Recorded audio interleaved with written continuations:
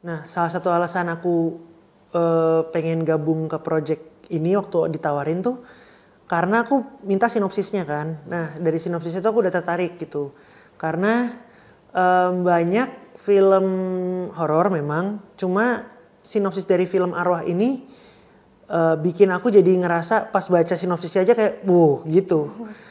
Aduh, tadi saya lihat Sarah tangannya mau diputar. Padahal aku nggak cerita ke mama.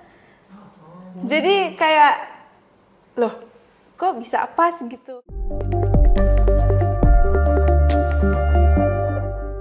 Film horor sekarang di Indonesia kan sudah lumayan banyak. Jadi apa yang bikin film Arwah ini menonjol dari yang lain? Siapa dulu? Mungkin bebas. Oh, siapa dulu? Aku aja dulu. Oke. Yang bikin menarik mungkin tetap ada horornya ya, tapi yang dikuatin lebih ke keluarganya, kehangatan keluarganya. Jadi dari kehangatan keluarganya itu ada cipratan-cipratan horor yang bikin takut gitu. Jadi mungkin itu yang lebih menarik. Iya, kalau dari aku selain memang sebenarnya ini film keluarga gitu, tapi juga karakter yang hadir di film ini tuh banyak terjadi dan mungkin terinspirasi ya oleh penulisnya itu di masyarakat. Jadi aku pun ketika ngedesain karakternya bareng-bareng sama yang lain itu juga ngelihat nyomot-nyomot dari apa yang terjadi di sekitar kita gitu. Dan harapannya dengan itu jadi relate dengan banyak orang gitu sih. Jadi ini bukan sekedar horor yang nakutin atau ngagetin aja gitu. Kalau karakterku sih bahwa aku anak pertama dari 3 bersaudara, aku punya adik. Ini in real life ya. Jadi aku punya adik dan aku anak tertua, ibu aku single parent. Jadi aku tahu rasanya jadi tulang punggung keluarga dan itu juga yang hadir di karakterku dalam film ini gitu. Kalau Sophie karakternya itu dekat anak bungsu dan aku juga in real life aku benar-benar anak bungsu, iya. Terus nggak tahu ya, kayaknya enggak deh, kayaknya enggak. Kayaknya nggak mungkin tahu sih mereka. Terus dekat sama Abah dan aku juga lumayan dekat sama papa aku, emang dekat. Dan dia itu lebih pendiam, ngikut alur, kayak Abah nyuruh ini penurut lah. Jadi menurut aku kayaknya sama deh. Sarah dan Sophie-nya ada mirip gitu. Setelah berperan di film ini, jadi menurut kalian sendiri apa sih yang bikin film horor tuh berkualitas? Apa yang membedakan dari yang bagus dan yang tidak? Mungkin dari Kak Sarah? Kalau menurut aku bagus dan tidak bisa dilihat dari kalau kita nonton mungkin kayak selalu nggak tenang kali ya. Jadi kayak dari awal sampai akhir walaupun nggak ada jump scare-nya, walaupun nggak ada musiknya tetap nggak tenang aja gitu. Jadi kayaknya kalau nggak tenang dari awal sampai akhir kayaknya bagus deh.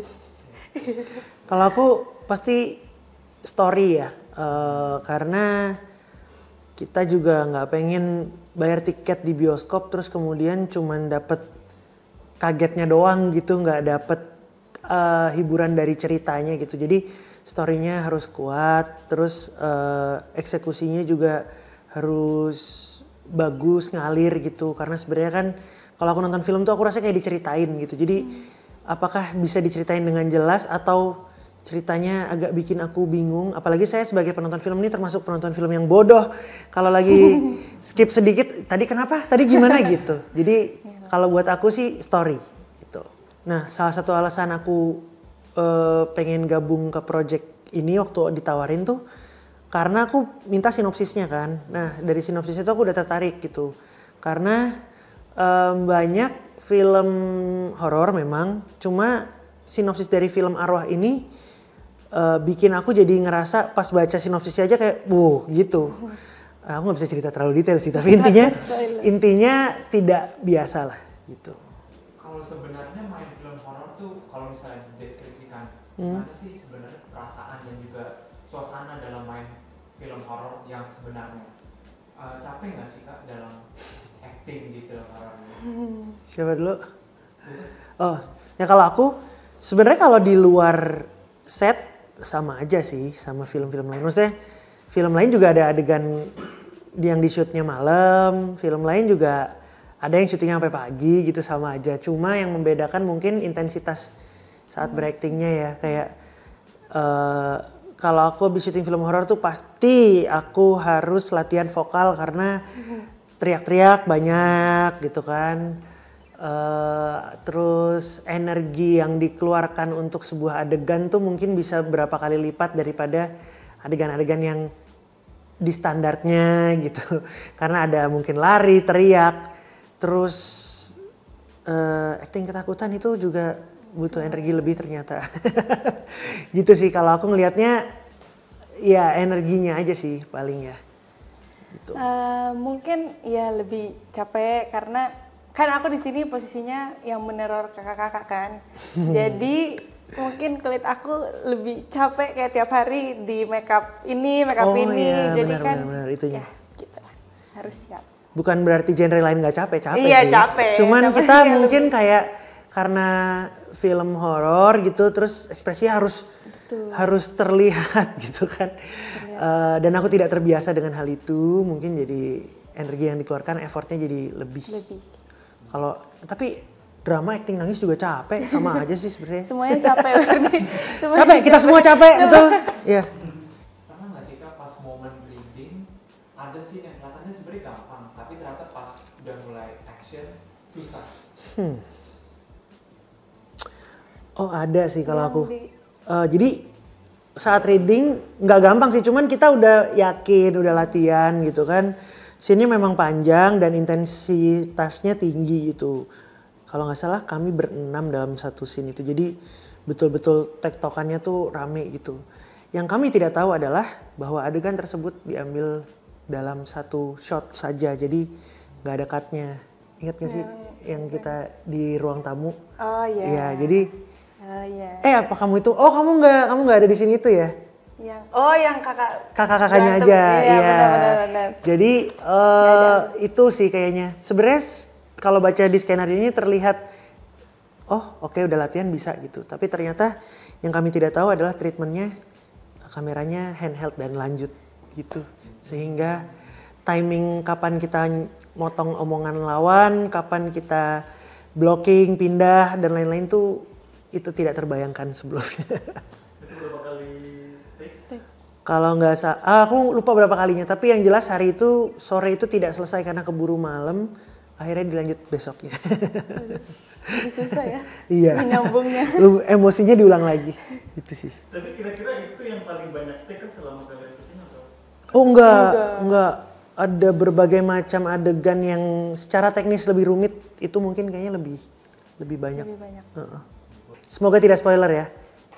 Kita ada adegan kecelakaan kan. Itu udah ada di trailer ya. Oh ya udah ada. Ada. Itu treatmentnya ribet banget karena melibatkan semuanya.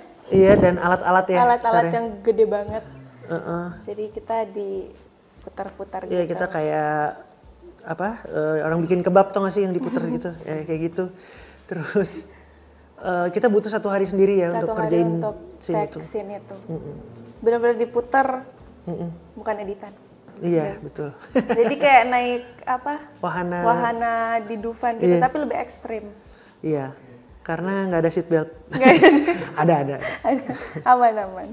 Kalau aku mungkin yang di mobil itu sih, yang benar-benar kayak treatmentnya kayak lebih banget karena kan kita latihan, itu belum tag, kita latihan dulu. Oh bisa nggak muternya gini? Kayak kita beberapa latihan baru di tag. Jadi kayak kan itu benar-benar diputar ya.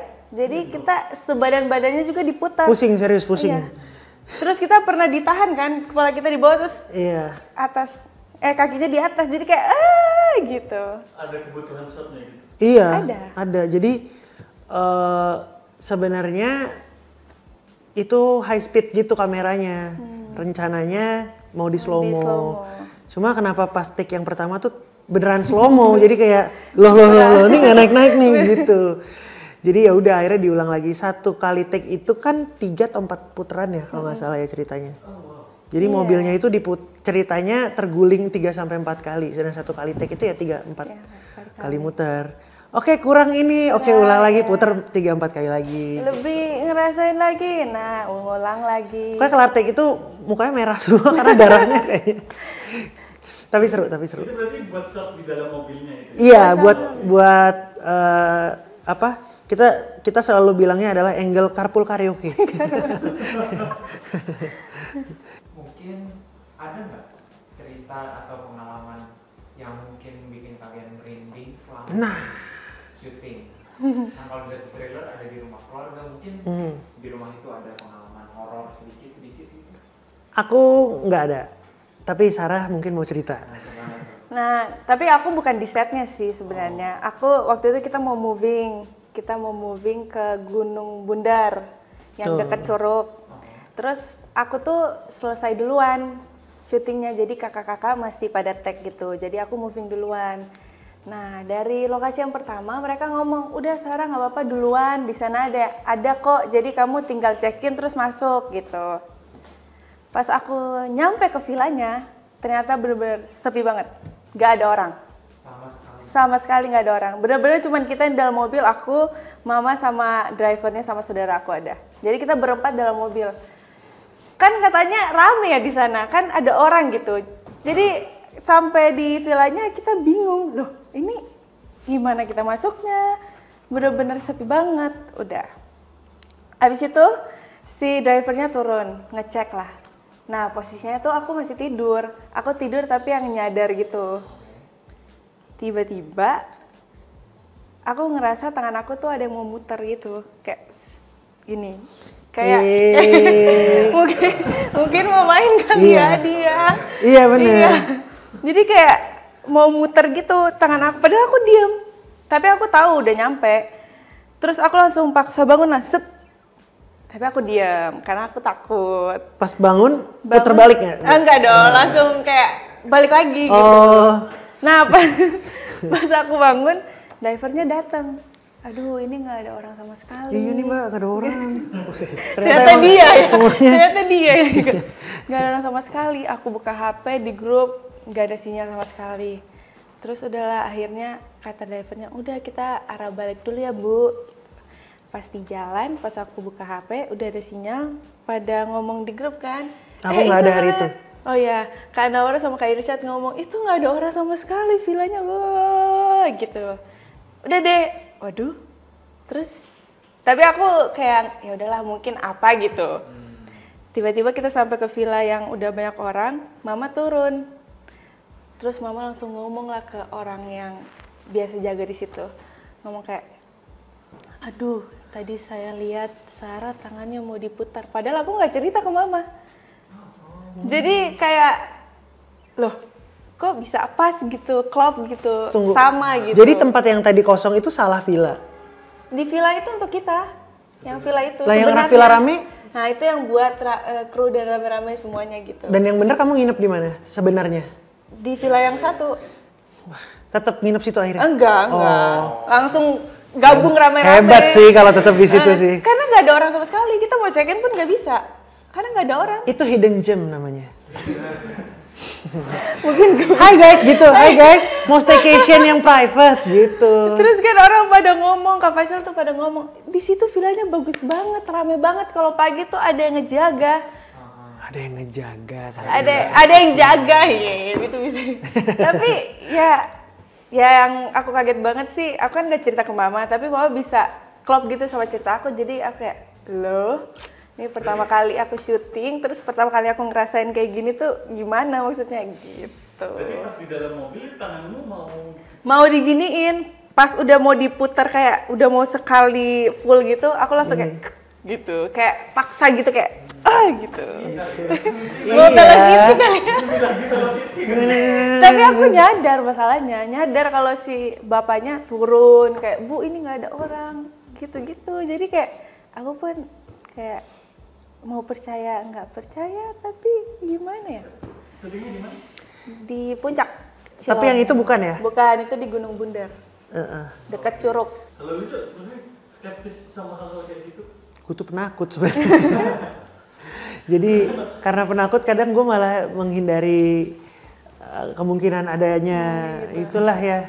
Jadi gue tuh Ya misalnya ada adegan di kamar mandi nih, kamera dari luar, action dari dalam kan. Gue kan berarti harus nunggu sendirian dong di dalam kamar mandi.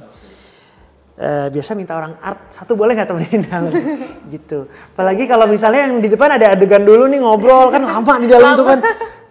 Satu boleh nggak di belakang pintu aja gitu. Bukan apa-apa sih, cuman kan enak ya kalau ngobrol gitu kan lebih enak gitu kalau ada teman ngobrol. Halo, saya Jason Suherman. Halo, aku Sarah Beatrix. Jangan lupa saksikan film kami, Arwah. Bisa disaksikan mulai tanggal berapa? 3 Juli 2025. Di bioskop kesayangan kamu. Anda. Jangan lupa.